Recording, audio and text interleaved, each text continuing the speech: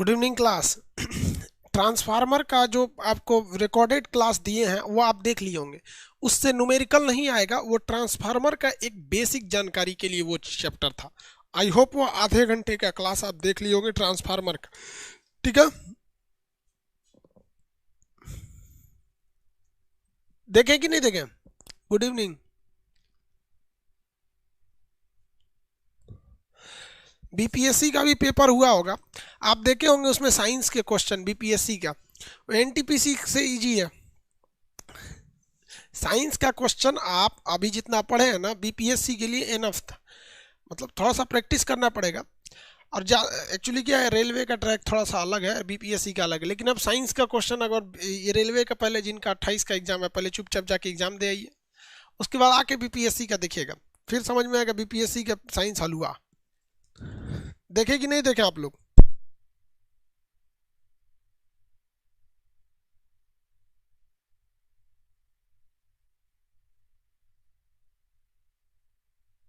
चलिए अब हम लोग स्टार्ट करते हैं ट्रांसफार्मर के बारे में। किसको स्टार्ट करते हैं? ट्रांसफार्मर। ट्रांसफार्मर एक स्टैटिक डिवाइस है, ये डायनामिक नहीं है, ये स्थिर रहता है। ट्रांसफार्मर कैसा होता है? ये स्थिर रहता है।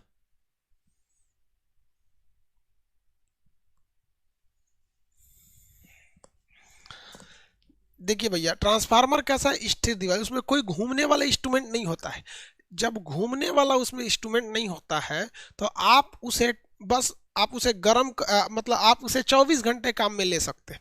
जो चीज़ रनिंग करती रहती है उसे 24 घंटे काम में लेने में थोड़ा सा मुश्किल होता है। बस इसको आप क्या कर सकते हैं, थोड़ा सा कूलिंग करते रहिएगा, ठंडा करते रहेंगे, ट्रांसफार्मर चलते रहेगा, कोई खास दिक्कत नहीं आएगा। तो पहला कि ट्रांसफार्मर एक डायनामिक नहीं है, स्टैटिक डिवाइस है। ये रुका रहता है, इसमें कोई मूविंग पार्ट नहीं होता है ट्रांसफार्मर में। ट्रांसफार्मर, इसमें कोई भी मूविंग पार्ट नहीं होता है ट्रांसफार्मर में। इसका काम क्या होता है? तो पहला तो भैया इसमें एक एक करके समझते रहिए। ये होता है स्थैतिक डिवाइस, स्थैतिक होता है। इसका ये किस पर आधारित होता है? अन्योन्य प्रेरणा, म्यूचुअल रिलेशन, म्यूचुअल इंडक्शन। अन्योन्य प्रेरणा, म्यूचुअल इंडक्शन। अब भैया म्यूचुअल इंडक्शन क्या होता है? म्यूचुअल इंडक्शन ये होता है कि अगर कोई दो प्लेटों को आप एक पास रखते हैं, एक और प्लस कर देते हैं, एक और माइनस कर देते हैं, एक और प्लस एक और माइनस कर देते हैं, तो देखिए एसी की सप्लाई जब भी आप देंगे एसी करंट की सप्लाई, तो क्या होता है भाई, ये एसी करंट कभी प्लस होता है कभी माइनस होता है, प्लस होगा माइनस होगा, प्लस होता है माइनस होता रहता है। ये तो प्लस माइनस हमेशा होते रहते हैं। प्लस माइनस होने में इसमें जो मैग्नेट होता है, मैग्नेट उसके फ्लक्स होते हैं, चुंबकीय क्षमता इसकी घटते बढ़ती रहती है। तो ये एक और प्लस एक और माइनस रहता है, ये एक दूसरे से रिलेटिव अपने चार्ज को बदलते रहते हैं, उन्हीं को कहते हैं म्यूचुअल इंडक्शन। इस म्यूचुअल इंडक्शन को अन्योन्य प्रेरण कहते हैं। अन्योन्य प्रेरण क्या कहा जाता है भैया? अन्योन्य प्रेरण कहा जाता है, म्यूचुअल इंडक्शन कहा जाता है। उसके बाद पूछेगा ट्रांसफार्मर किस पर काम कर सकता है। तो देखिए ट्रांसफार्मर जो होता है ये जब भी काम करेगा तो ये एसी करंट पर काम करेगा। अगर आप गलती से इसे डीसी करंट देंगे ना, ट्रांसफार्मर वहीं जल के खत्म हो जाता है। कभी भी ट्रांसफार्मर डीसी करंट पर काम नहीं कर सकता है। ट्रांसफार्मर क्या करता है? ट्रांसफार्मर का मेन काम होता है, कितने लोग बता सकते हैं ट्रांसफार्मर का मेन काम क्या होता है? ट्रांसफार्मर का मेन काम कितने लोग बता सकते हैं?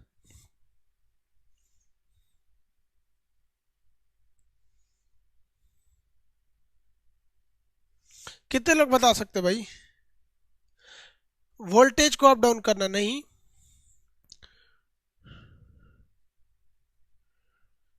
Step up step down. Voltage AC को डीसी है तो पूरा बेवकूफ है। हाई वोल्टेज एसी डीसी नहीं करता है। मैं भाई यार सबका गलत है। देखिए ट्रांसफार्मर का मेन काम होता है पावर को कांस्टेंट रखना। पावर को ये घटने बढ़ने नहीं देता है, पावर को क्या करता है? कांस्टेंट रखता है। पावर को क्या करता है? कांस्टेंट रखेगा। अब आप बताइए भैया, पावर का फॉर्मूला क्या होता है? Power is equal P is equal to क्या होता है? आई इंटू भी। पी इज इक्वल टू क्या होता है? आई इंटू भी। यही ना होता है भैया पावर का फॉर्मूला। पी बराबर क्या होता है? आई इंटू भी। पी बराबर आई भी होता है। इसका मतलब अगर आप करंट को बढ़ाइएगा इस ट्रांसफार्मर के हेल्प से तो ये वोल्टेज को गिरा देगा, वोल्टेज को क्या कर देगा, गिरा देगा। और अगर वोल्टेज को उठाइएगा तो करंट को गिरा देगा। यानी इसका मतलब ये होता है कि ये एक ऐसा डिवाइस है जो पावर को क्या रखता है, कांस्टेंट रखता है। इसको अभी चर्चा करेंगे लास्ट में, पहले और कुछ चीज़ें ट्रांसफार्मर के बारे में जान लेते हैं। ट्रांसफार्मर के बीच में जो लोहा होता है उसे हम कोर कहते हैं, वो होता है आपका नर्म लोहा का। ट्रांसफार्मर के बीच के पार्ट को कोर कहते हैं, वो किसका होता है, नर्म लोहा का। लेकिन नर्म लोहा से भी अच्छा रहता है सिलिकॉन स्टील। कौन सा स्टील, सिलिकॉन स्टील। क्वेश्चन आपसे कहेगा ट्रांसफार्मर का कोर किसका बना होता है, तो नरम लोहा। लेकिन क्वेश्चन घुमा के कह दिया कि एक अच्छे ट्रांसफार्मर के लिए उसके अंदर का कोर किसका बना होना चाहिए, तो आपका आंसर होना चाहिए सिलिकॉन स्टील का। किसका होना चाहिए, सिलिकॉन स्टील का। ट्रांसफार्मर को ठंडा रखने के लिए इसमें एक ऑयल पड़ता है, ट्रांसफार्मर को ठंडा रखने के लिए इसमें एक ऑयल पड़ता है। हम ऑयल बता दिए पिछले वीडियो में कि ऑयल का नाम क्या है। कौन सा ऑयल है भाई, बता सकते हैं आप लोग, नेफ्था ऑयल। ट्रांसफार्मर को ठंडा रखने के लिए कौन से ऑयल का प्रयोग किया जाता है, नेफ्था ऑयल। अगर ट्रांसफार्मर में डीसी करंट दे दिया जाए तो ट्रांसफार्मर क्या हो जाएगा, जल के खत्म हो जाएगा, ट्रांसफार्मर जलकर खत्म हो जाएगा। ट्रांसफार्मर का मेन काम हो गया पावर को कांस्टेंट रखना। ट्रांसफार्मर का मेन काम क्या हो गया भैया, power constant. Power constant, power को क्या रखता है, कांस्टेंट रखता है। पावर इज इक्वल टू क्या होता है, V इंटू आई, यही होता है ना। अब एक बात बताइए, जब ये वोल्टेज को बढ़ाएगा तो करंट को क्या कर देगा, गिरा देगा, करंट को गिरा देगा। लेकिन इस जब कभी ये करंट को गिराएगा तो उस कंडीशन में वोल्टेज को बढ़ा देगा, उस कंडीशन में वोल्टेज को बढ़ा देगा, तभी ये पॉसिबल भी है। आप ऐसे देखिए, अगर मान के चलते किसी चीज़ का पावर है 20, तो ये 20 कैसे आया, हो सकता है धारा 4 एम्पियर की हो और करंट 5 वोल्ट का हो, तब 20 आया हो। लेकिन अगर हम सोचेंगे कि नहीं, हम करंट को क्या करें, बढ़ा दें, तो भैया करंट को बढ़ा के हम 10 कर दिए, तो जैसे आप करंट को बढ़ाएंगे वोल्टेज गिराना पड़ेगा, तभी ये 20 का 20 रह पाएगा। तो इसको कितना करना पड़ेगा, 2 करना पड़ेगा। क्या करना पड़ेगा, 2 करना पड़ेगा। लेकिन अगर आप सोचेंगे नहीं हम वोल्टेज में बढ़ा देंगे, आप सोचेंगे वोल्टेज बढ़ा के 20 कर दें, तो जैसे वोल्टेज बढ़ाएंगे धारा घटाना पड़ेगा, धारा को घटा के 1 करना पड़ेगा, तभी ये 20 का 20 रह पाएगा। यानी जिस मशीन में आपने ट्रांसफार्मर लगा दिया उसका पावर फिक्स रहना है, मतलब वो वोल्टेज को बढ़ाएगा तो करंट को गिराएगा, करंट को गिराएगा तो वोल्टेज को बढ़ाएगा, मतलब दोनों में से किसी एक को बढ़ाएगा, किसी एक को घटाएगा, तभी ये पावर क्या हो सकता है, कांस्टेंट रह सकता है। इसलिए 2 तरह के ट्रांसफार्मर होते हैं, एक होता है स्टेप अप, ये क्या करता है, ये वोल्टेज को क्या करता है, बढ़ा देता है। हमेशा ट्रांसफार्मर का काम आप वोल्टेज के सेंस में याद रखिएगा, ये वोल्टेज को बढ़ाता है, वोल्टेज को बढ़ाता है, वोल्टेज को क्या करता है, बढ़ाता है।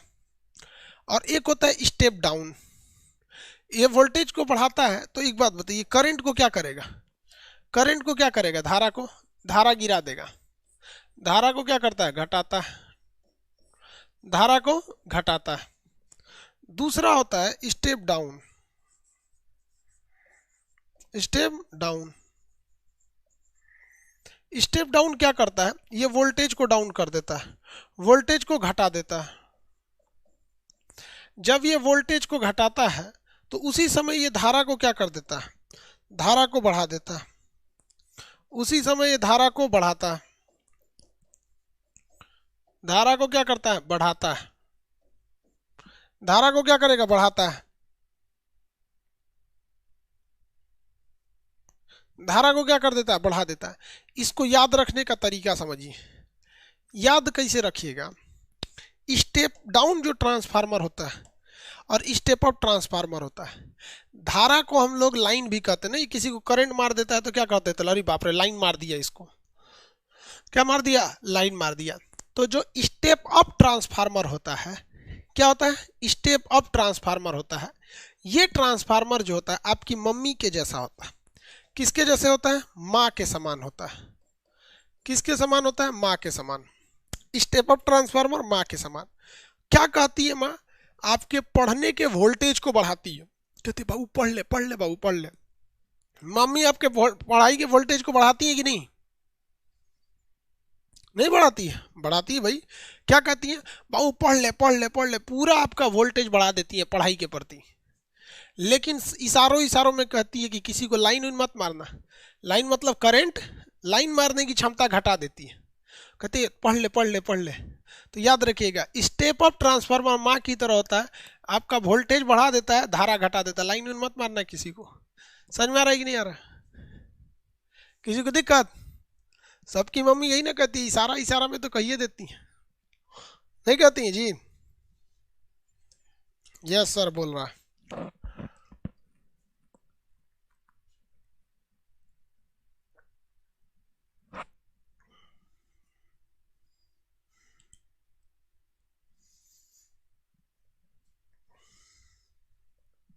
आगे बढ़ जा।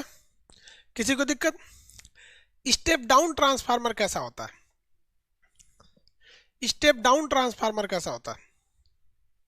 ये सौतेली माँ की तरह होता है। स्टेप डाउन ट्रांसफार्मर कैसा होता है? सौतेली माँ की तरह होता है। ये कहता है, सौतेली माँ क्या कहती है, अरे पढ़ाई लिखाई छोड़ो, अभी अय्यासी करो, लाइन मारो, यही उम्र है। तो ये कैसा होता है? सौतेली माँ की तरह। मतलब ये वोल्टेज गिराएगा, लाइन मारने के लिए प्रेरित करेगा। और खुद की माँ कैसी होती है? स्टेप अप ट्रांसफार्मर की तरह होती है। ये वोल्टेज को बढ़ा देती है, लेकिन धारा के मान को क्या कर देती है? घटा देती है। किसी को कोई दिक्कत नहीं? आगे बढ़े। अब इसका स्ट्रक्चर समझिए कैसे होता है। स्ट्रक्चर समझिए, फिर न्यूमेरिकल समझाते हैं हम लोग इसका। जो ट्रांसफार्मर होता है step up transformer, step up transformer, इस ट्रांसफार्मर में कॉइल लपेटे गए रहते हैं, कॉइल रहते हैं सब कॉपर के। देखिए स्टेप अप ट्रांसफार्मर में जो बाएं साइड में पहली कुंडली में जो कॉइल की संख्या होती है ये कम होती है, और जो सेकेंडरी कॉइल होता है, सेकेंडरी जो टर्म होता है उसमें कॉइल की संख्या ज्यादा होती है। बीच में क्या होता है भैया? नरम लोहा, कोर जिसे कहते हैं, नर्म लोहा, नर्म लोहा। देखिए जैसे आप इधर से करंट की सप्लाई देते हैं, एसी करंट की, तो ये करंट से क्या होता है? एक मैग्नेटिक क्या बनता है भैया? एक तो मैग्नेट का यहाँ पे एक मैग्नेटिक एरिया बन जाता है, और ये उसको लेके और बढ़ा देता है। तो जब कभी भी आप इधर से करंट को देते हैं, तो जितने ज़्यादा टर्म यानी फेरों की संख्या रहेगा, वोल्टेज बढ़ जाएगा। तो आप ये स्टेप अप ट्रांसफार्मर ऐसे होता है, इसमें पहली कुंडली में फेरों की संख्या यानी फर्स्ट कॉइल में जो नंबर ऑफ टर्म्स है वो कम रहते हैं, और सेकेंड टर्म में नंबर ऑफ टर्म्स ज़्यादा रहते हैं। ये स्टेप अप का काम होता है। और वही अगर आप इसका उल्टा देखेंगे, स्टेप डाउन यानी सौतेली माँ, स्टेप डाउन, स्टेप डाउन इसका ठीक उल्टा होता है। इसके पहली कुंडली में फेरों की संख्या क्या रहती है? ज्यादा रहती है। फर्स्ट टर्म में फेरों की संख्या ज्यादा होती है, और सेकंड कुंडली में फेरों की संख्या कम हो जाती है। सेकंड कुंडली में फेरों की संख्या कम हो जाती है। ये कोर किसका बना होता है? बीच में लोहे का कोर किसका बना होता है? नरम लोहे का। लेकिन अगर अच्छा ट्रांसफार्मर चाहिए तो सिलिकॉन स्टील डाल दीजिए। ये वोल्टेज को क्या कर देता है? गिरा देता है। ये वोल्टेज को गिरा देता है। तो ट्रांसफार्मर दो टाइप का, अगर आपको वोल्टेज बढ़ाना है तो स्टेप अप ट्रांसफार्मर, और अगर वोल्टेज को डाउन करना है तो step down transformer, step down transformer. किसी को कोई दिक्कत? अब देखिए, जब कभी भी आपको बिजली दूर भेजनी रहती है, तो दूर बिजली कब जाएगा? जब आपका वोल्टेज ज़्यादा रहेगा तब, तभी बिजली दूर जा ही सकता है। वोल्टेज कम रहेगा तो बिजली नहीं जाता है दूर। वोल्टेज कम रहने पर दूर तक बिजली नहीं जाती है। तो इसीलिए जब कभी भी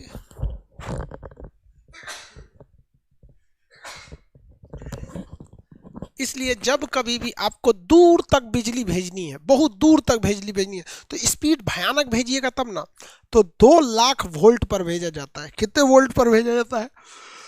2 लाख वोल्ट पर भेजा जाता है। तो जो ट्रांसमिशन होता है, बिजली का वितरण, ट्रांसमिशन, बताइए ट्रांसमिशन में किसका प्रयोग करते हैं? स्टेप अप का करते हैं, वो वोल्टेज बढ़ाकर भेजता है। लेकिन जो हमारे घरों के पास आया रहता है, जिसे हम लोग कहते हैं डिस्ट्रीब्यूशन ट्रांसफार्मर, डिस्ट्रीब्यूशन ट्रांसफार्मर, आप बताइए ये डिस्ट्रीब्यूशन ट्रांसफार्मर वोल्टेज बढ़ा के हमारे घर में देता है या घटा के देता है? बढ़ा के देगा या घटा के देगा?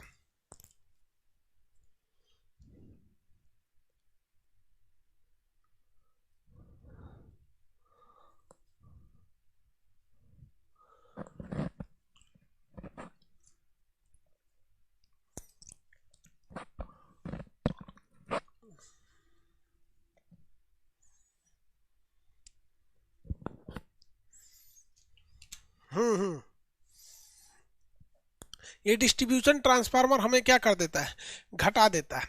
अच्छी बात है, वरना घर ही जल जाएगा। 2 लाख वोल्ट पे चलाएगा तो घर जल सकता है। तो इसका मतलब हम ये समझ गए कि ये कहाँ कहाँ यूज होता है। लेकिन एक बात बताइए, हमारे घरों में 220 वोल्ट करंट की ज़रूरत होती है, 220 वोल्ट की ज़रूरत होती है। और हमारे घर की एक समस्या ये है कि हमारे घर में कभी 220 वोल्ट से ज़्यादा भी करंट आ जाता है और 220 वोल्ट से कभी कम भी आ जाता है। तो एक्चुअली में अगर देखेंगे तो हमारे घर को किस ट्रांसफार्मर की ज़रूरत है। आप देखिए, आपके घर में भी ना कभी वोल्टेज ज़्यादा आ जाते होंगे और कभी आपके घर में वोल्टेज कम आ जाता होगा, एकदम धीरे धीरे पंखा चलता होगा, और कभी कभी टीवी फोड़ देता है। आपके घरों में भी 2 तरह के होते हैं या नहीं होते? आप बताइए मित्रों, 2 तरह के होते हैं या नहीं होते? होते हैं। आप बताएंगे, आप इनमें से कौन से ट्रांसफार्मर का अपने घर में यूज कीजिएगा, स्टेप अप या स्टेप डाउन? आप बताइए कौन से ट्रांसफार्मर का यूज कीजिएगा, स्टेप अप या स्टेप डाउन?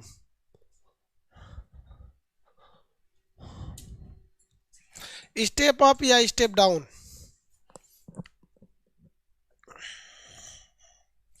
स्टेप अप या स्टेप डाउन? किसका यस क्या कह रहा है? दोनों का। दूधू को ट्रांसफार्मर लगाएगा? दूधू को ट्रांसफार्मर लगाओगे? भैया अगर वोल्टेज घट गया तो तार इसमें जोड़ो, ले सुसरा बढ़ गया, घटाना है तो इसमें से नोचो, नहीं नोचो इसमें से हटाओ, भाई दिक्कत हो जाएगा। क्या हो गया? दिक्कत हो गया। तो हम लोग ने एक दिमाग लगाया, एक ऐसा ट्रांसफार्मर बनाया ना, जो ससुरा हम लोग उसके बीचवा में एगो चाबी दे दिए। क्या दे दिए? एगो चाबी दे दिए। यहाँ क्या दे दिए? तो चाबी दे दिए, चाबी, चाबी टाइप का। अगर हमको वोल्टेज बढ़ाना है तो वोल्टेज बढ़ाने के लिए इधर फेरों की संख्या है, तो इसको ऐठिए, खट खट खट खट ऐठेंगे ना, तो इसमें से फेरा किस में चला जाएगा? इसमें चला जाएगा। फेरों की संख्या क्या हो जाएगी? बढ़ जाएगी। मतलब इसमें से ना बढ़ के फेरों की संख्या क्या हो जाती है? बढ़ जाती है। और अगर कम करना है तो इधर घुमाइएगा तो फेरों की संख्या इधर बढ़ जाएगी। तो फेरों की संख्या इधर घुमाने से इधर बढ़ती है, उधर घुमाने से इधर बढ़ती है। बस यही काम हो गया। इधर इधर जहां घुमाएंगे, इधर घुमा देंगे, देखिए ध्यान से, इधर घुमा देंगे तो इधर फेरों की संख्या क्या हो जाएगी? बढ़ जाएगी। इधर घुमाएंगे तो फेरों की संख्या बढ़ जाएगी, वो हो जाएगा स्टेप अप, वोल्टेज बढ़ा देगा। ऐसे घुमाएंगे एंटी क्लॉकवाइज तो इधर फेरों की संख्या बढ़ जाएगी, ये हो जाएगा स्टेप डाउन ट्रांसफार्मर हो जाएगा। अब ऐसे ट्रांसफार्मर में एक समस्या ये आ गई कि छूने जाइएगा तो करंट मार देगा, छूने जाइएगा तो क्या मार देगा? करंट मार देगा। तो इसको इंजीनियरों ने ना इस उघारे खड़ा ट्रांसफार्मर को कपड़ा पहना दिया। क्या पहना दिया? कपड़ा पहना दिया, और ये चाबी निकाल दिया और इसी को कह दिया स्टेबलाइजर। क्या कह दिया? स्टेबलाइजर। ये स्टेबल रखता है, इसी से स्टेप अप भी कर सकते हैं, स्टेप डाउन भी कर सकते हैं। उधर ऐठेंगे तो उधर फेरा ज़्यादा हो जाएगा, इधर करेंगे तो इधर ज़्यादा हो जाएगा। तो जब कभी भी ट्रांसफार्मर उघारे रहता है तो उसे ट्रांसफार्मर कहा जाता है, और जब कभी ट्रांसफार्मर को कपड़ा पहना देते हैं तो उसे स्टेबलाइजर कहते हैं। उसे क्या कहते हैं? स्टेबलाइजर कहते हैं। स्टेबलाइजर उघारे रहता है कि क्या रहा? स्टेबलाइजर फोड़ के देखिएगा ना, उसमें भी ट्रांसफार्मर होता है। स्टेबलाइजर खोल के अगर देखेंगे तो उसमें भी क्या होता है? ट्रांसफार्मर होते हैं, स्टेबलाइजर। अब देखिए ध्यान से, स्टेबलाइजर तो ठीक है, यहाँ तक समझ में आ गया। तो पहले जो स्टेबलाइजर होते थे मैनुअल होते थे, हाथ से ऐंठना पड़ता था। अरे धीमा हो गया, ऐंठ रे ऐंठ, ससुरा कोनो कोनो ऐसा स्टेबलाइजर होता था ऐंठेबे नहीं करता था, टूट जाता था, अंगूठा मुरुक जाता था। और ढेर ऐंठ देंगे तो उसका घुमाने वाला चबिये टूट जाता था, प्लकवा जो घुमाते थे ना वह टूट जाता था, और ससुरा उसका पिनवा उघारे दिखता था। तो आदमी पिलास से पकड़ के, एक आदमी दाबता था, दाब दाब दाब दाब, और पिलास से पकड़ के इसे घुमाता था। यहाँ पे पहले ज़माने में ऐसे ही होते थे। हम लोग के समय में जब हम लोग थे, जब हम लोग टीवी भी देखा करते थे, अभी तो सोच रहा शकल देखने को फुर्सत मिल रहा है, टीवी देखेगा आदमी। आप लोगों भी ऐसा ऐसा किए होंगे कि नहीं होंगे? तो पहले यही होता था। क्या होता था? यही होता था, ऐसे ही। लेकिन अभी क्या हुआ, एक नया टेक्नोलॉजी आ गया।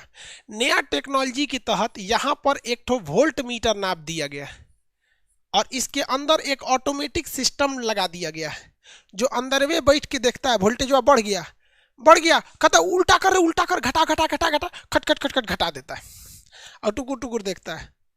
देखिएगा, अरे सोचा वोल्टेज घट गया, कहा बढ़ा बढ़ा बढ़ा बढ़ा बढ़ा, बढ़ा दे बढ़ा दे बढ़ा दे।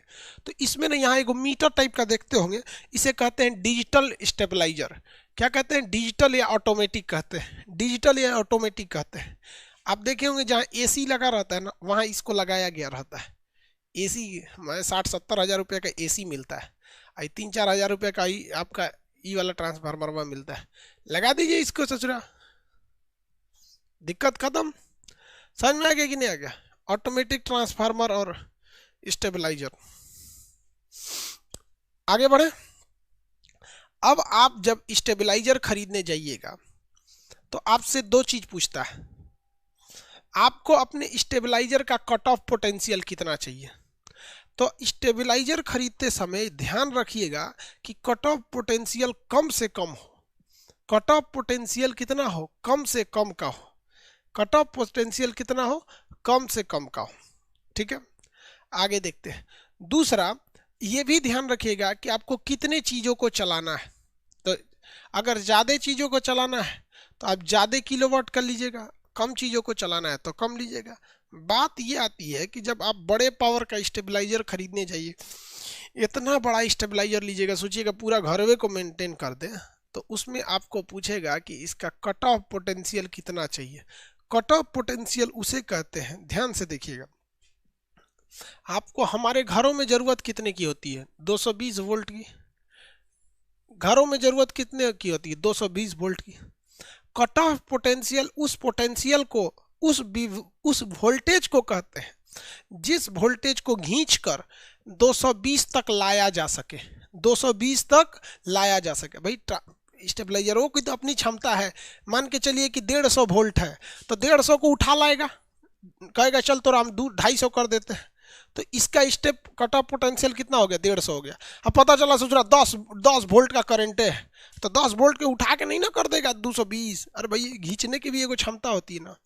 तो वह वोल्टेज जिसे खींच कर 220 बनाया जा सके, तो उसी कम वोल्टेज को हम क्या कहते हैं? Cut off potential. अब मान के चलिए आप गए दुकान पर और आपको दे दिया है 180 वोल्ट का कट ऑफ पोटेंशियल। अरे भैया क्या होशियारी किए हैं, 180 वोल्ट का स्टेबलाइजर ले लिए जिसका कट ऑफ पोटेंशियल 180 है। ये कोई फ़ायदा है? क्यों फ़ायदा नहीं है? क्योंकि बाय द वे अगर वोल्टेज 100 वोल्ट रहेगा, 100 वोल्ट रहेगा, तो ये तो उठाइए नहीं पाएगा, ये तो उसके कट ऑफ के नीचे है। कट ऑफ उसी को ना कहते हैं जहाँ से आपको उठा लिया जाता है। कट ऑफ के नीचे रहेंगे तो उठाई भी नहीं करेगा, छोड़ देगा बाहर। तो बताइए कट ऑफ पोटेंशियल ज़्यादा लेना चाहिए या कट ऑफ पोटेंशियल कम रहना चाहिए? आप ही बताइए ना, आपका कट ऑफ एग्जाम का ज़्यादा रहना चाहिए कम? आप बताइए आपको फायदा कब होगा? एनटीपीसी का कट ऑफ ससुरा भयानक खींच देगा तो आपको मजा आएगा कि कम रहना चाहिए?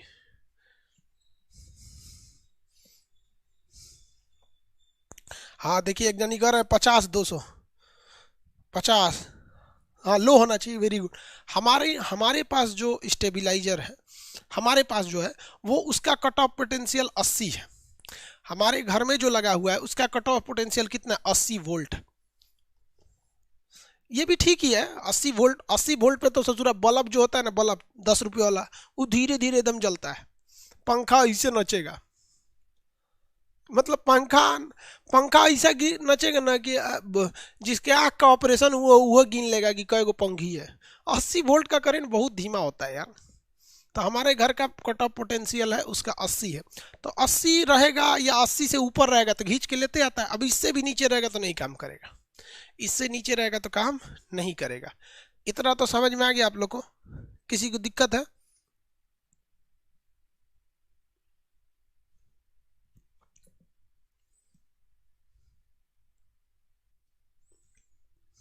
किसी को दिक्कत? तो आप जब आप स्टेबलाइजर खरीदने जाइएगा तो ध्यान दीजिएगा कि कट ऑफ उसका कम से कम ले। कट ऑफ कितना ले? कम से कम खरीदे। आगे देखते हैं हम लोग। क्वेश्चन देखिए मेरी और ध्यान से। अब एक क्वेश्चन आता है, ट्रांसफार्मर रेशियो किसे कहते हैं? Transformer ratio. ट्रांसफार्मर रेशियो किसे कहा जाता है? जिसे हम लोग ट्रांसफार्मर अनुपात के नाम से जाना जाता है। ट्रांसफार्मर अनुपात के नाम से जाना जाएगा। क्या होता है भैया ये ट्रांसफार्मर अनुपात, जिन्हें ट्रांसफार्मर रेशियो कहा जाता है? ये आर बहुत हैवी है। इस आर को देख के आप बता सकते हैं कि ये वोल्टेज को बढ़ाएगा या घटाएगा। ये कैसे निकाला जाता है? Number of turns in secondary coil बटा number of turns in primary coil. द्वितीयक में फेरों की संख्या, द्वितीयक कुंडली में फेरों की संख्या बटा पहली कुंडली में फेरों की संख्या। इसी को क्या कहते हैं? इसी को क्या कहते हैं?